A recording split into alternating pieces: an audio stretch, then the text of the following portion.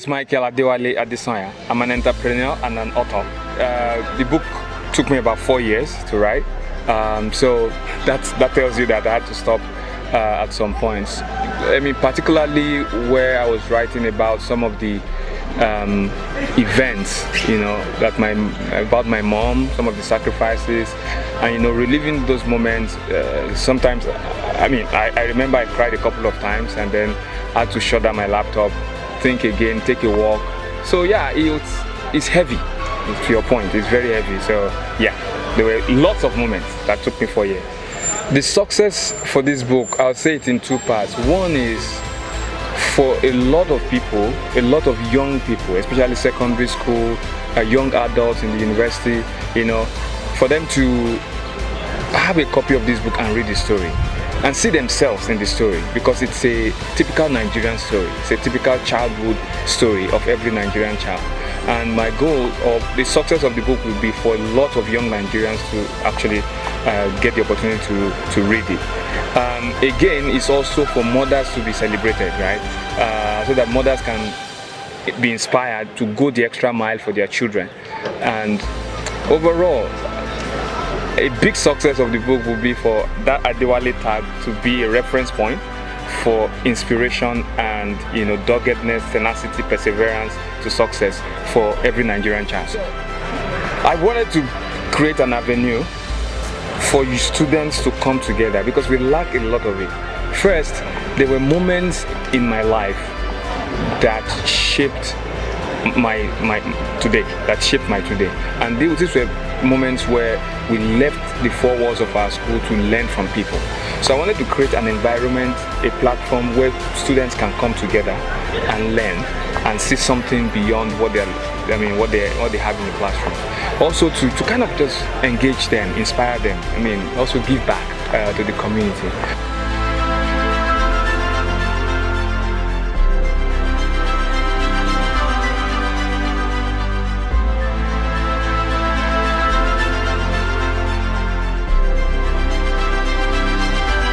I am Adéwálé. My favorite thing about school is that ability to be able to speak and control others. Okay. And also, I love sports. My favorite thing about schooling is getting to get every information about every aspect of life, which includes books and music and every other thing. And another favorite thing of mine concerning schooling is the fact that I have to make new friends, meet new people, get ideas, be in equity. That's the main thing. Then the list is just having to follow the rigid and unwritten constitution of the school.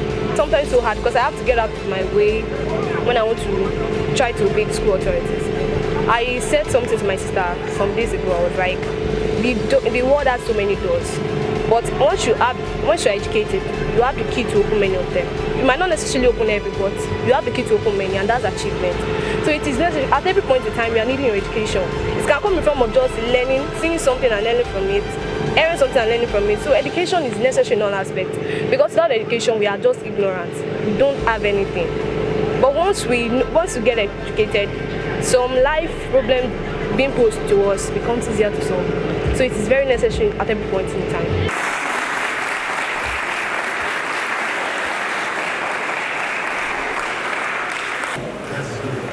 So this is an epitome of essence that you need to follow. That is exactly what I want to point out. That people like him should be celebrated anywhere. And if you are getting anything out of this program today, you should also have it at the back of your mind that one day you are going to give back to your society. I like the fact that school, they give us the opportunity to express our minds. We meet different set of people, both the good ones and the bad ones, and it actually exposes us, it gives us more idea about life, what we are meant to be expecting in the nearest future.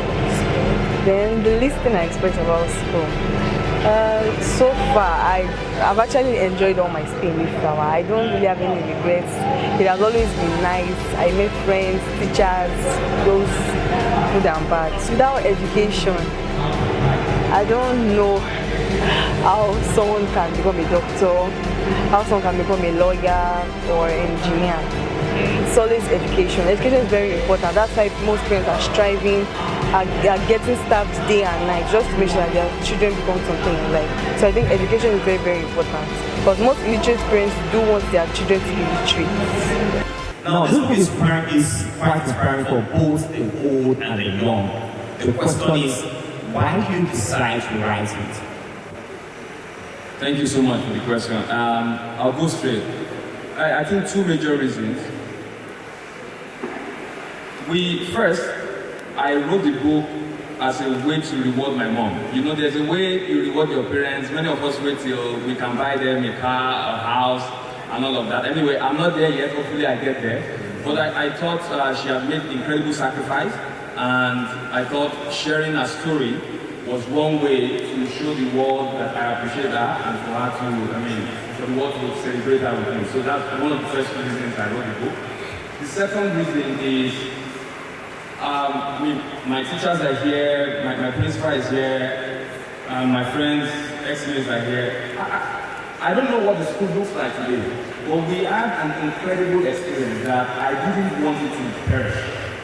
And I thought, let me put this in a book, because we didn't read about the people ahead of us. And I didn't want, I thought we had incredible experience with my teachers, Mr. Lai, our principal, Mr. Marco, my friends. And so I was like, let me document this thing so that you people sitting here today, you will read it and know that there was once in Mayflower School, there was once Mrs. Maraca, there was once Mr. Lai, there was once Etoyin, Alaba, and Michael, and that story must continue to inspire everybody. That's why I read the book. Wow. What has kept this fire burning? Again, it's my mom. So my mom didn't have opportunity to finish her own school. I came along the way, and she had to drop her dream. I was an unwanted pregnancy, and so she tried to abort me twice anyway, and I was too stubborn. So she was the one that made us believe, my brother and I, that the only way you can make it in life is with education. I have come to realize that she's right. There are a few people that can blow in life. Maybe 1 out of 1,000, they can blow. But the one that can guarantee that you will be able to put food on the table for your kids, and put clothes on your body, and have a roof over yourself, is when you go through basic quality education. And that was ingrained in me as long as I can remember, maybe as long as I started learning ABC, that if I study and work hard, I will be successful. So that's it, and that keeps driving me throughout my life, even till today. My favorite thing about school is that I actually thought school was something that I would come to hate and stuff like that, but I met different people, got to know different teachers, they taught us different things, made us know the reason why I know in school was just for books, but gave us an opportunity to know other things. It was about last 3 years, I actually wanted to be a doctor, actually from small, but of recent, I want to be an hacker. As I want to go into coding and decoding, programming and stuff like that. I don't want to just stay in school and go out and become a doctor like the rest of them. I want to be different. I want to stand out from the crowd. What is the greatest common factor of 24, 40, and 60? Is it 2, 4, 6, or 8? All right. 11 answers, 12 answers in, 14, 15. Time is up.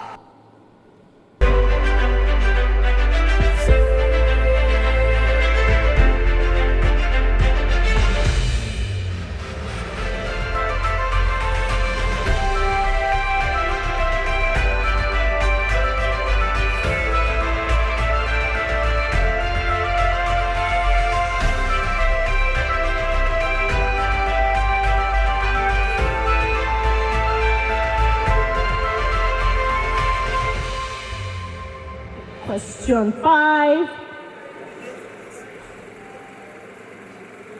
Coronavirus is majorly transmitted through eye, nose, mouth, all of the above. How is coronavirus majorly transmitted? Okay, 9 answers in. 3, 2, 1. Time is up. Well, all of the above is correct. You can transmit it through the eye, the nose, and the mouth. I think we need more of events like this that actually inspire students to persevere and work hard and reach for their dreams and their goals, rather than just idle away. Yeah, I think we need more of this, and it's great because it also has somebody who has been through that process, telling his own story and sharing his struggles, documented in the book. Yeah, we definitely need more of that. Well, this is what we have been telling people to work upon. This is a typical example of what people should do in a way of giving back to their society. When you have a program that will help the upgrowing ones to see life and have that determination to make it, is the best one. Round off 214 grams to the nearest 100 grams. Round off 214 grams to the nearest 100 grams. Is it 215 grams? Is it 210 grams? 200? Oh, okay. Answers are in. The correct answer is 200 grams, and we are done. Woo! Ladies and gentlemen. Winner we will reveal in 3, 2, 1.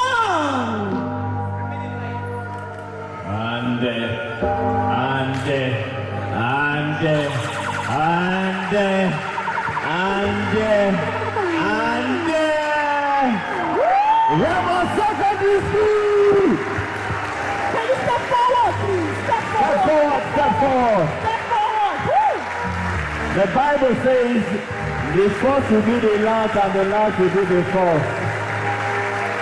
They didn't appear as if they were going to change things, but as fate will have it, here we are, Remo Secondary School, white shirt on a green trousers and skirt, representing, oh my God, they are being clothed by Adéwálé himself. And I present to you the eventual winner of Adéwálé Students Conference Quiz Competition 2021. Give it up for Remo Secondary School! No fireworks. All right, thank you, mommy. God bless you. You guys don't know how to. Yeah. You seem so excited. Because I still feel like I'm dreaming. It feels great. It feels really, really great. Like, I just feel these bubbles in my stomach. You're so excited. So, would you like to have this type of event again? Sure. Yes. Do you have any reason why you want this event so you can take another money? okay, not that, but it's actually giving us an exemplary life to follow after, and if we have this kind of event again, it's really an eye-opener, and it was fun for me. Apart from that, I hope that it was fun, the activities. Okay, that's nice. So, what was the best part of the event for you? The part where Mr. Adéwálé and his friends were chatted, the presenter.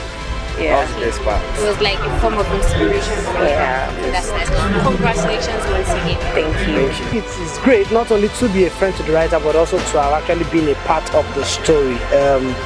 It's not something I had a choice about, but I'm glad to just look back. I mean, when I was able to read the book and reflect on some of our experiences, it does inspire me as well, to maybe sometime in the future write my own story too, fill in some of the other gaps, but yes, I do feel very good to be a part of this. I'm always excited and we want to be part of programs like this because these are the children, the leaders of tomorrow. And so when there's any program for them, I always want to be part of it.